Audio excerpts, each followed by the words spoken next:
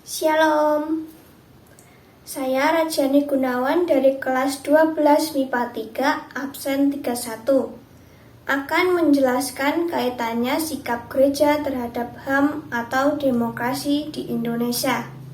Indonesia merupakan negara yang beragam, terdapat banyak perbedaan di negara kita ini.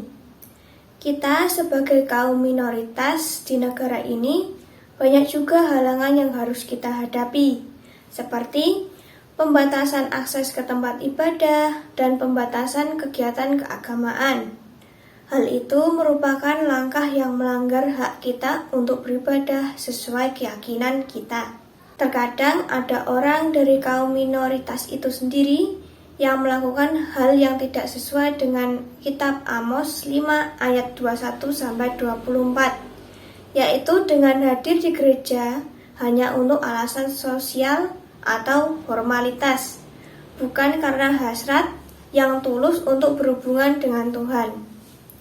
Nah, dalam Amos 5 ayat 21-24 menuliskan mengenai perwujudan hak asasi manusia dan keadilan sebagai ibadah yang sejati bagi Allah.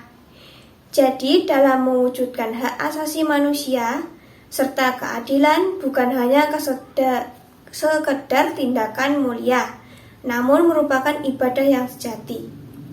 Gereja dan orang Kristen semestinya tidak hanya menuntut supaya diberlakukan dengan adil dan diakui hak asasinya sebagai manusia, tetapi juga memperlakukan hal yang sama kepada orang lain dan sesamanya. Ada juga kaum minoritas yang enggan pergi ke gereja karena ada masalah dengan anggota jemaat lainnya. Padahal hukum kasih mengajarkan kita untuk saling mengasihi, seperti kita mengasihi diri sendiri, seperti yang ada pada kitab Matius 22 ayat 27-40. Kitab ini menulis mengenai hukum kasih, yaitu mengasihi Allah dan mengasihi sesama kita.